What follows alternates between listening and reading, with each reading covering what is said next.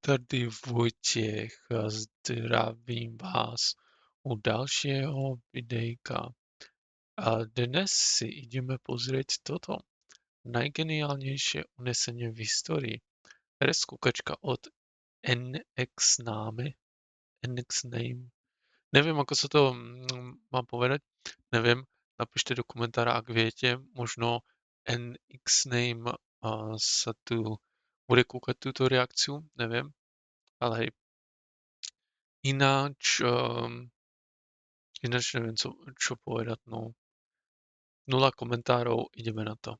83. Ten nový channel, The CEO of Heineken. Wednesday, November 9th, 1983. The CEO of Heineken walks in the entrance of his Amsterdam office. Heineken? It's almost 7 p.m. and his driver, Ab Dodiger, is waiting outside. 2 women step out before him. Heineken is the last to leave. He shuts the door and looks around for his armored Cadillac, but it's not there. Dodiger is parked further away than usual. As he steps onto the sidewalk, he gets grabbed by the back of his suit jacket. One woman screams, pulling on the assailant's sleeve. 2 other men approach, and one sprays the woman in the face with tear gas. The other waves a handgun around. Heineken drops to the ground. The 2 men try to drag him away, but he struggles. He yells for his driver Ab, who is already coming to his aid.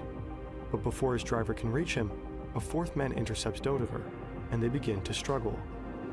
Heineken is forced into the back of an orange van. Ab is thrown in after him. Both men lie on the cold hard floor of the vehicle. Their hands and feet are shackled. Their heads are covered with taped over motorcycle helmets. Darkness swallows them. 90 minutes later, a package arrives at a small police station in The Hague. In it is a letter that demands millions for the safe return of the CEO of Heineken and his chauffeur. One of the most extensively planned kidnappings in European history has begun. The kidnapping planned for more than 2 years and the largest ransom ever demanded in Europe. This is the story of the kidnapping of Freddie Heineken. To si někdy počuli to jméno, já nevím, kdo to je. Heineken. No This znie video to was sponsored by ako... Udo, and it was only made possible by the research done by the late Peter R. de Vries, where he interviewed the perpetrators directly, as well as the Panorama Misdaad dossier. Direct quotes from these books will be denoted on screen. Also, a special thanks to Tyler and Garian. It's New Year's Day, 1981, 2 years before the kidnapping. A man is driving to meet his best friends at their hideout. It's almost midnight, and he's running late. He pulls into the street and parks outside. The apartment is on the 2nd floor of the 99 Van Halstraat. They named the hideout after the flower shop below it. Paradise. He sees 2 familiar cars, a red Saab Turbo and a bronze Mercedes. 2 of his friends are already here. He enters the building and climbs the stairs, walking through an already open door. They're lounging on leather armchairs. There's champagne on ice, and the New Year's countdown is playing quietly on the TV. Soon, the clock strikes midnight, and he clears his throat. Look, over the last few years, the 4 of us have done some good business, and sometimes earned decent money. We drive smart cars, carry thick wallets, go on nice vacations, and can always buy around in the bar. On the surface, nothing is wrong. But I feel we have been picking up scraps. The banks are being difficult, and the tax man is annoying. The market is collapsing, and interest rates are high. Even the construction business has gone bankrupt. In short, I'm asking myself, what are we doing? Our cars will be gone, our horses will be off the course, and our boats out of the water. Everything gone. Is that what we want? Can we allow that? Well, I'll tell you straight out, I would rather die. I believe that the time has come for us to take an important decision. A shot at all or nothing. To hatch a plan that will solve all of our problems in one go. Čakaj, a to hovorí akože nejaký ten... This group eventually became a team of 5.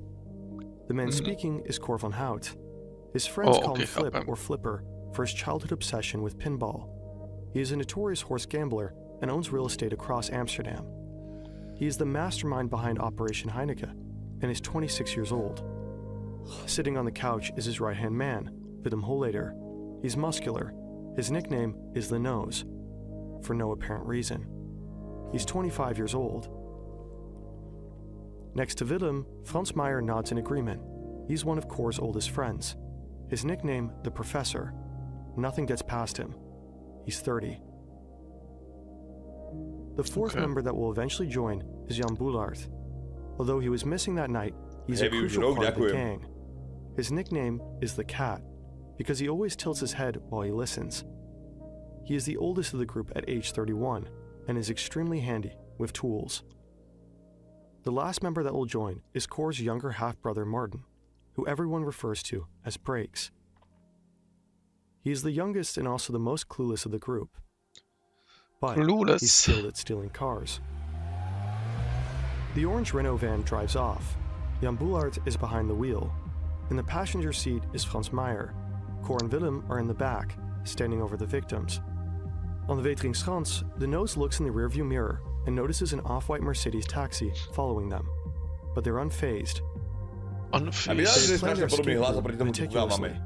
They would ride past Frederiksplein, the Servatiestraat, and the Amstelbrug, eventually turning right onto the Weesperzijde, which would bring them onto the A10 highway, where they take the exit onto the Basisweg towards their holding location. But to get to Frederiksplein, they had to cross a major obstacle. This is the Weteringschans intersection. If they were forced to come to a stop here, they'd be sitting ducks. So in preparation, Breaks had learned how to hack traffic light boxes. He would look out for the orange van, and in case they encountered a red light, would quickly change it to a flashing orange, giving them right of way. A great idea, but this night was different. On the way to kidnapping Heineke, they spotted 15 uniformed police officers doing routine traffic stops at the intersection. They were forced to take a gamble. They couldn't risk Martin fiddling around at the traffic light box and getting spotted. They told him to go home earlier. Now, the Weteringschans intersection was the most risky part of the entire drive, and they didn't even know that the taxi driver behind them had notified his superiors, who had forwarded that information immediately to the police. It was the worst possible time to have to stop in front of a group of police officers. But when they arrive at the intersection, the police are gone. Willem tells Boulaert to run the red light. Not so fast there, buddy. All I want to do is take a bit of your time to talk about Udo. Does that sound good? Yeah. Great. Udo is the best business management software on the planet. As opposed to multiple monthly, the UI is intuitive and allows you to customize your website easily. You can also use AI to produce and reformulate any writing instantly. Skip. What's a website? Whoa! They cross the Amstel and turn onto Tulplein. The next phase of their plan begins. Underneath the Toronto Bridge is a bike tunnel. Earlier, they had removed a bollard, allowing them to drive through the first entrance of the tunnel. The plan is to block it with the van, but the taxi is still behind them, so they don't stop in the middle, but drive forward. The men exit the vehicle quickly. In haste, Cor drops a duffel bag filled with Uzis and ammunition, and smashes a pair of glasses on his way out. Bull later walks towards the taxi driver with gun in hand, who gets the message, quickly backs up, and drives off. Heineke is transferred into a white Citroën GS, parked conveniently on the other side of the tunnel. Van Hout takes Doderer and puts him in the back of a second car, a Renault 20. Willem hops in. They drive to the A10 Beltway, passing the Rai, and take the turn off Havensvest towards the industry terrain, the Heining. The men pull into the open doors of a steel Romney shed and close them. The entire abduction took no more than 35 minutes. The captives' clothes are burned except for IDs and Heineken's watch. IDs. Nuts. They head back to their favorite bars in Amsterdam to build an alibi. It's 90 minutes after the kidnapping. At a small police station in The Hague, an anonymous package is dropped off. It contains a Dutch letter written on German paper along with the passport and ID of Ab Doderer and the watch of Freddy Heineken. They demand a ransom.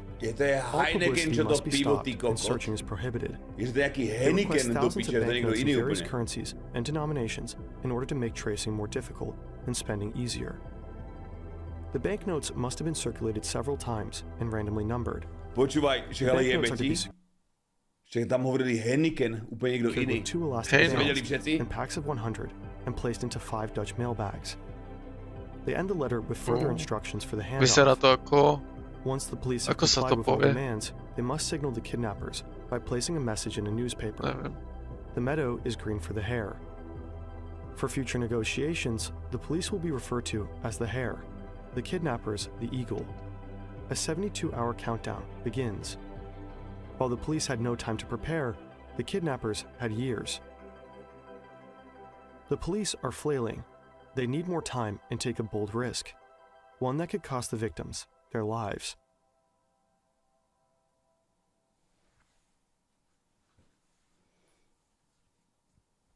Freddie Heineken snaps awake as the door to his padded cell opens.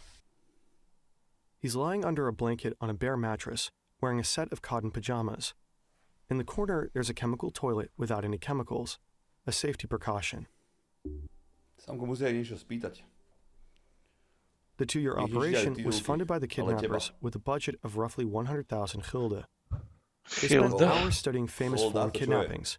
Each case was thoroughly discussed, playing out scenarios and for the negotiations, they had to communicate with the police without revealing anything. So they recorded Vlastne sa kradnú normálne ty kokot Instagram účty s tými a pičoviny, že?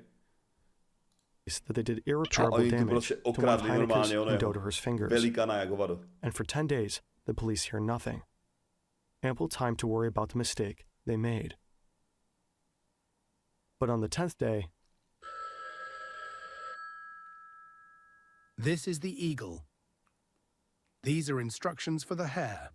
Go to Utrecht Central Station, luggage locker 2150. Repeat, Utrecht Central Station, luggage locker 2150. Collect this assignment promptly and take it to Die Ark in Nordvik. It's Sunday, November 27th, 2:30 a.m. The police collected the assignment from the luggage locker and are sitting in the house of Heineke with an employee of the company, anxiously awaiting the next call. Najviac premyslený únos v histórii Európy. They are no longer the eagle, but the owl. Možno je to. The police are no longer the hare, but the mouse. This is the owl. This is a telephone instruction for the driver, the mouse. Make notes. The driver, the mouse, will leave within 10 minutes in the orange Renault van with the 5 bags of ransom money. Instruction. The mouse drives to the Euro Motel on the A4 just past Schiphol in the direction of Amsterdam.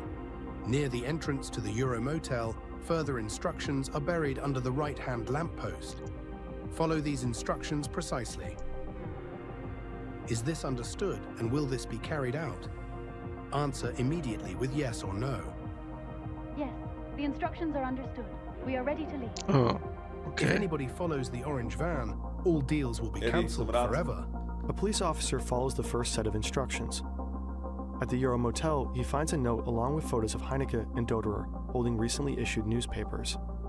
Drive to the southern province of Brabant, to the Texaco gas station called Zevenbergsche Hoek, alongside the A16 motorway between Breda and Dordrecht.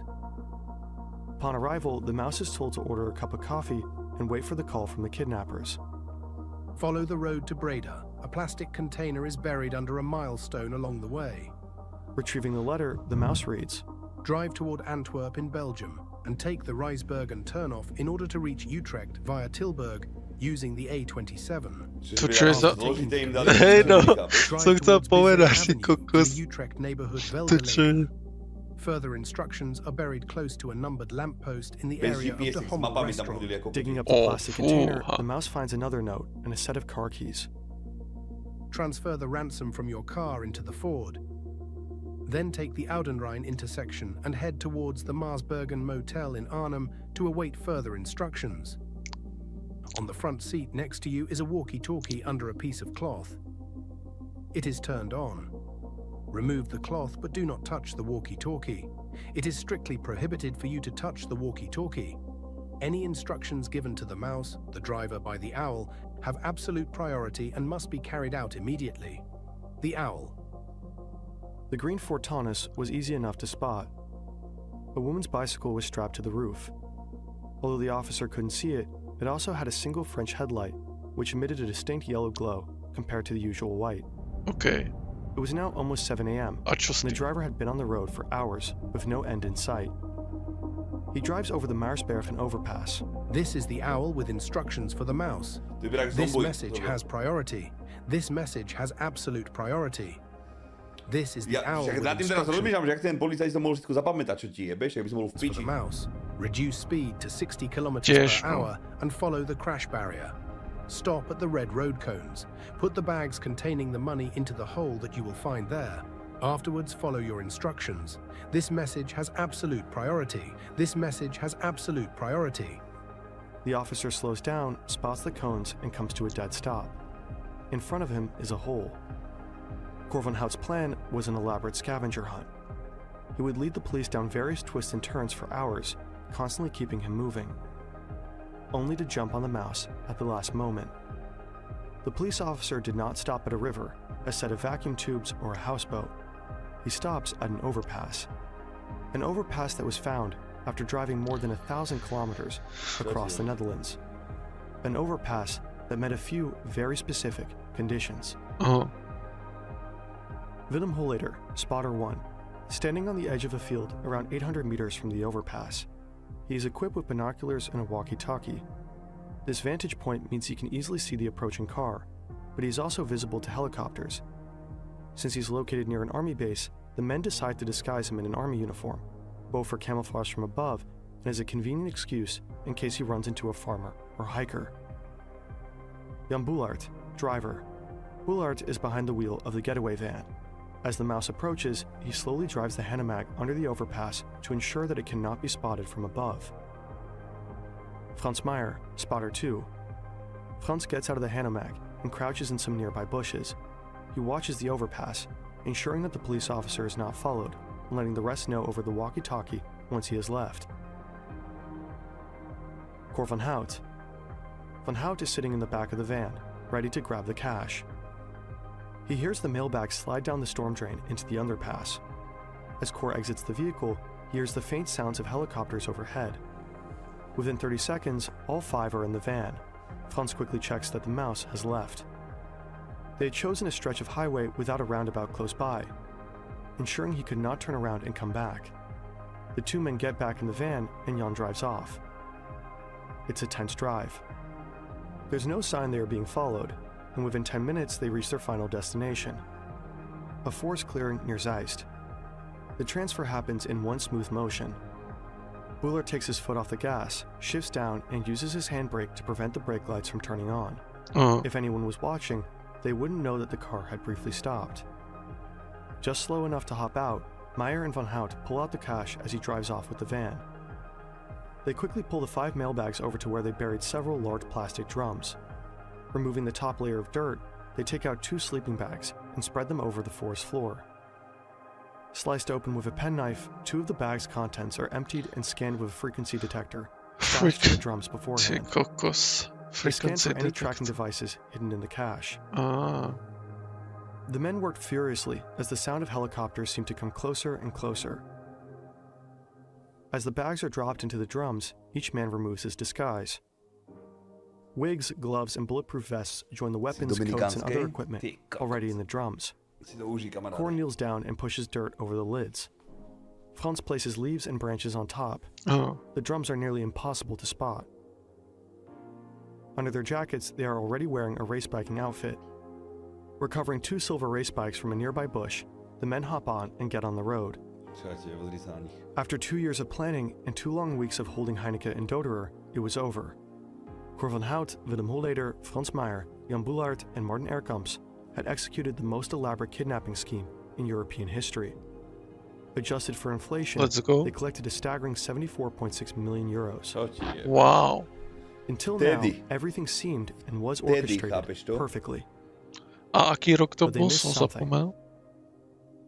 On the 16th of November, the Heineke Corporation received a letter the police later called Item 547. It mentioned 3 names in connection with the wood workshop at the Heining: Cor van Hout, Jan Boulaert, and Frans Meyer.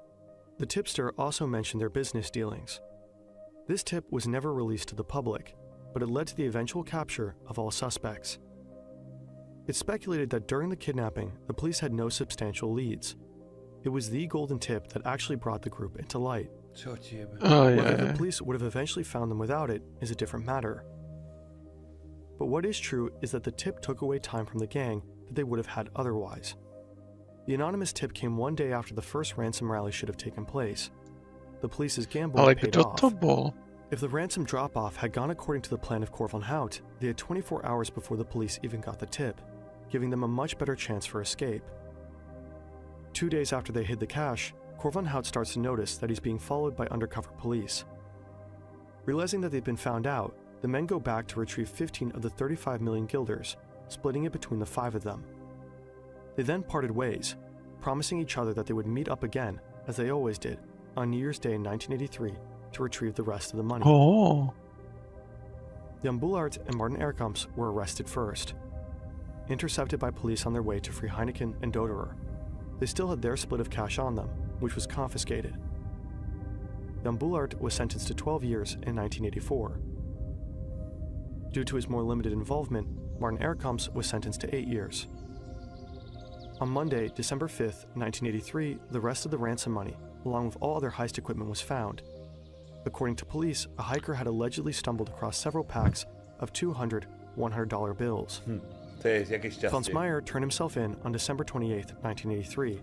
A prečo by to ten kokot nájdeš po x rokoch normálne peniaze niekde v zemi? Prečo by si zavolal policajtov? Ja keby nájdem niekde ty kokot 30 miliónov zakopaných v zemi, tak kamoško, ti hovorím, že neostane ani kameň do píči. Tam by to bolo vylízané do nuly. Frenzy, which funnily enough is only half of what he, according to Cor van Hout, had with him. Due to his psychological state during the first span of his incarceration, Franz was eventually put in the Peterbahn Center for Psychological Evaluation. He managed to escape from the center and fled to Paraguay, where he started a family and ran a restaurant for many years. He was eventually tracked down in 1995 by Dutch crime journalist Peter R. de Vries.